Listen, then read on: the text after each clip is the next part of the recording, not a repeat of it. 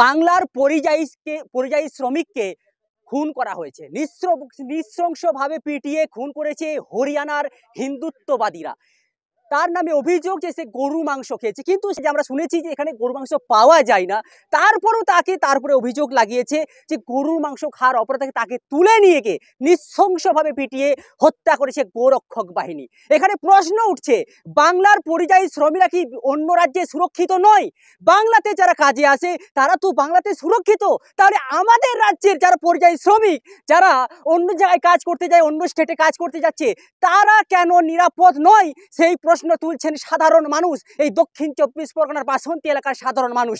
আমরা এখানে এসেছি তার পরিবারের সাথে কথা বলতে। এখানে মুখ্যমন্ত্রী মৃতের পরিবারের সাথে কথা বলেছেন এবং তার আশ্বাস দিয়েছেন, তাতে পাশে থাকার এসেছেন রাজ্যের সাংসদ সামিরুল ইসলাম। তিনি কি বলছেন শোনানোর চেষ্টা করবো আপনাদের। সমস্যা হয়েছিল এর আগে?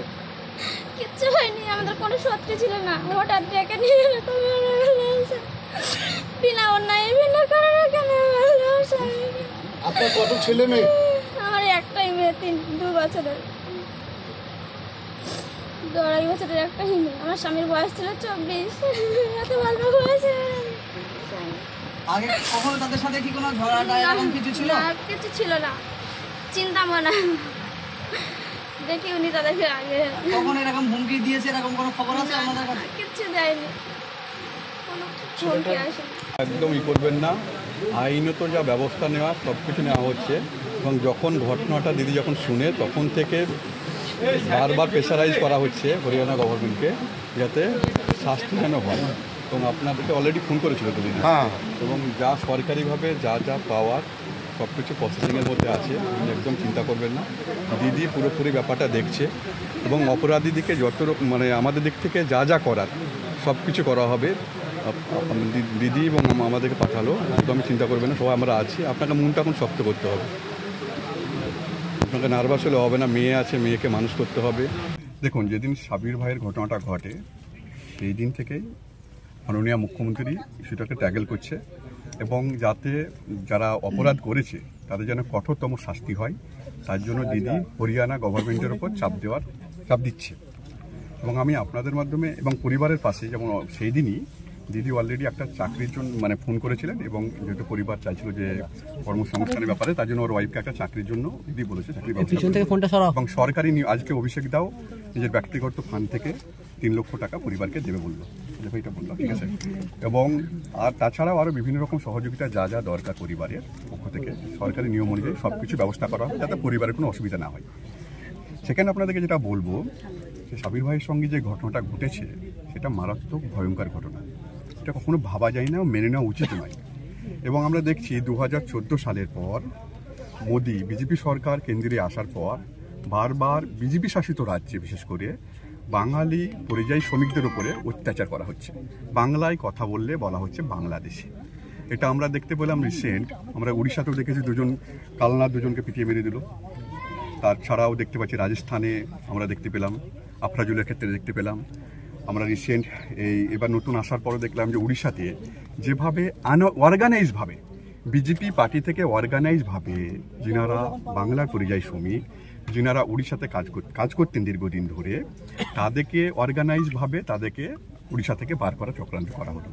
এটা কিন্তু মাননীয় মুখ্যমন্ত্রী মমতা বন্দ্যোপাধ্যায় জেনে ইমিডিয়েটলি ওখানকার প্রশাসন এবং ওখানকার মুখ্যমন্ত্রীকে নিজে ফোনও করেছিল যাতে এরকম না করা হয়।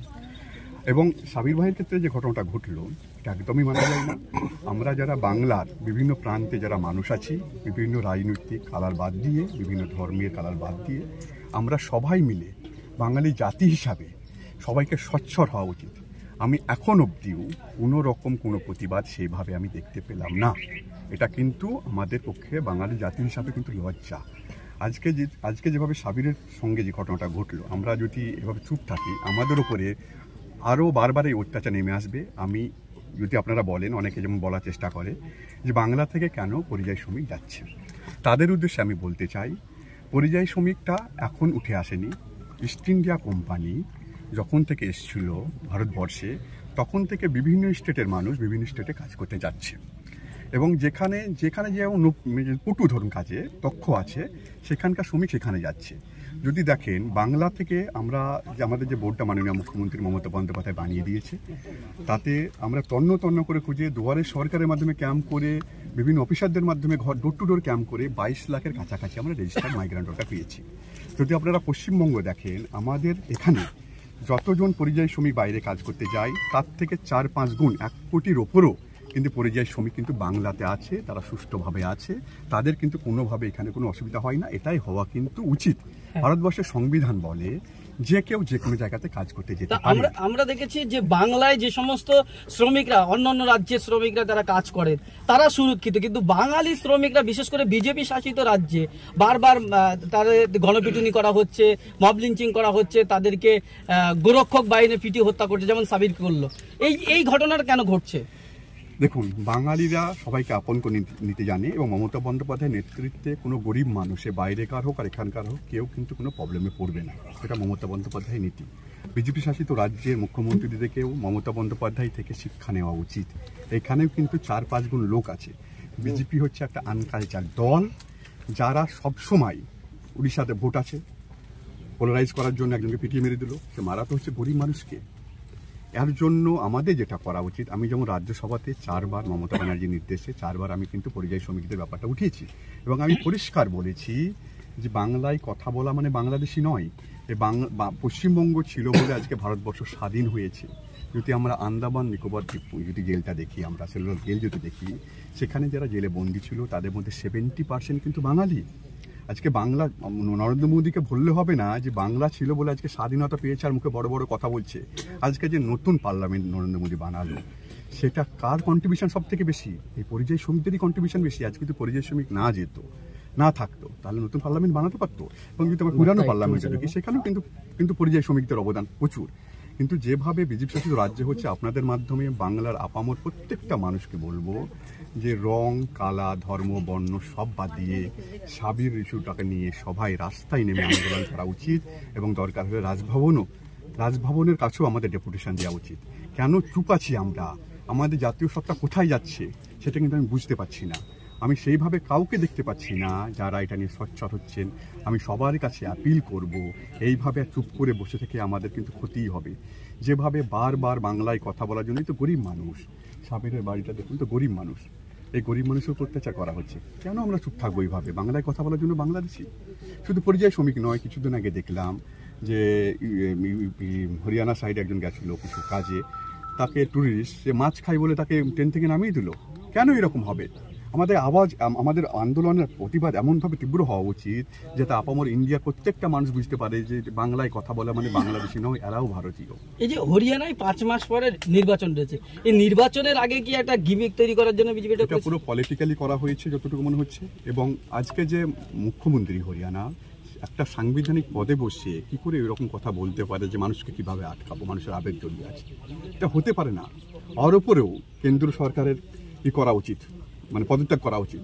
কেন তার এরকম যখন একটা গরিব মানুষকে মারছে, কেন হরিয়ানা মুখ্যমন্ত্রী পদত্যাগের আমরা দাবি করবো না? কেন পদত্যাগ করবে না? এরকম কথা বলতে পারে একটা মুখ্যমন্ত্রীর কাছে প্রত্যেকটা মানুষ, প্রত্যেকটা যারা ওখানে কাজ করছে তার সমান, তাদের আইন শৃঙ্খলা প্রত্যেক কিছু তাদেরকে মুখ্যমন্ত্রীকে দেখতে হবে। কিন্তু একটা মুখ্যমন্ত্রী যদি এরকম বলে, তাহলে সেখানে মানুষজন কি করবে বলুন, ভাবুন আপনারা। অবশ্যই আমি হব। আমি অলরেডি 3-4 বার, আমি 1 বছর সাংসদকালে আমি 4 বার রাজ্যসভাতে মাননীয় মুখ্যমন্ত্রীর নির্দেশে আমি 4 বার কিন্তু পরিযায়ী শ্রমিকদের ব্যাপারে বলেছি। এর আগে কিন্তু সেইভাবে কেউ কিন্তু বলেনি। আমি পরিযায়ী শ্রমিকদের জন্য কি করা উচিত, বাংলায় কথা বলে বাংলাদেশি বলা হচ্ছে, রাজ্যসভা মানে তাড়িয়ে দেওয়া হচ্ছে, সব কিছু আমি কিন্তু বলেছি। আমার যদি পুরানো ভিডিওগুলো আপনারা দেখেন, আপনারা দেখতে পাবেন আমি 4 টাইমস উঠিয়েছি কিন্তু আমি রাজ্যসভাতে পরিযায়ী শ্রমিকদের ব্যাপারে, বাংলার পরিযায়ী শ্রমিকদের ব্যাপারে এবং অল ওভার ইন্ডিয়া পরিযায়ী শ্রমিকদের ব্যাপারে। আপনি মাইগ্রেন্ট ওয়ার্কার বোর্ডের চেয়ারম্যান, এই পরিবারকে কিভাবে সহযোগিতা করবেন? দেখুন, অলরেডি মাননীয় মুখ্যমন্ত্রী মমতা বন্দ্যোপাধ্যায় ওনাদের আপিল মেনে চাকরির কথা বলেছেন। অভিষেকটাও নিজের মতো করে করছে এবং আমাদের বোর্ড থেকেও সরকারি নিয়ম অনুযায়ী যা যা করা দরকার সব কিছু করা হবে। ঠিক আছে, আজকে তো রবিবার, ঠিক আছে, সরকারি নিয়ম অনুযায়ী কী কী করা যায় সব কিছু, পরিবারের কোনো অসুবিধা হবে না। যেখানে মমতা ব্যানার্জি আছে, একটা বাচ্চা রয়েছে, এবং ওর পড়াশোনা যাতে কোনো অসুবিধা না হয়। এখানে বিধায়করাও দেখছেন, এখানে ব্লক সভাপতি যেনারা আছেন, ভিডিও দেখলাম, মানে সৎ কাজের জন্য যা যা হেল্প করা সব কিছু করলেন, সব কিছু পরিবারের কোনো অসুবিধা হবে না। এখন পরিবার যেটা মেন দাবি করছে, যেহেতু মমতা ব্যানার্জির রাতে ওনারা খুশি, পরিবারের যেভাবে সাপোর্ট করেছে, এটা করা উচিত। তো খালি পরিবারের একটাই দাবি যেন জাস্টিস যেন পায়। আর এই জাস্টিস পেতে গেলে যেভাবে আমাদের রাজ্য সরকার যেভাবে চাপ দেবে, সাধারণ মানুষের দিক থেকে যদি চাপ না আসে তাহলে কিন্তু অসুবিধা হতে পারে। তাই জন্য আরজিকর সাধারণ- কাণ্ড নিয়ে রাত দখল প্রতিবাদ সারা রাজ্য জুড়ে মানুষ রাস্তায় নেমেছে। এই ঘটনা নিয়ে সেইভাবে দেখছি না কোনো গদি মিডিয়া বা সাধারণ মানুষের মধ্যে কোনো রকম আমি বলি আরজিকর নিয়ে যেভাবে নেমেছে সেইভাবেও এটাও কিন্তু কোনো অংশে কম নয়। এটাকেও নিয়ে সমস্ত স্তরে বুদ্ধিজীবী, সমস্ত স্তরে রাজনৈতিক দল এই গরিব মানুষের জাস্টিসের জন্য জাস্টিস ফর সাবির নিয়ে পথে নামা উচিত এবং কেন্দ্র সরকারকে বোঝানো উচিত যে এইভাবে বাঙালি গরিব মানুষদের উপরে অত্যাচার নামিয়ে আনলে বাংলার মানুষ কখনো শান্ত থাকবে না। আমরা প্রতিবাদ করতে জানি, আমাদেরকে ভুললে হবে না। আমরা স্বাধীনতা সংগ্রামীদের আমরা জেনারেশনের লোক, আমাদের রক্তে আছে স্বাধীনতা সংগ্রামীদের রক্ত আছে। আমরা এই বাংলায় দেখিয়েছিল কিভাবে ভারতবর্ষকে স্বাধীন করতে হয়। আমাদের চুপ থাকলে কিন্তু আজকে আর হবে না। এই জাস্টিস ফর সাবির নিয়ে প্রত্যেক স্তরের মানুষকে প্রত্যেককে পথে নামা উচিত বলে মনে করি।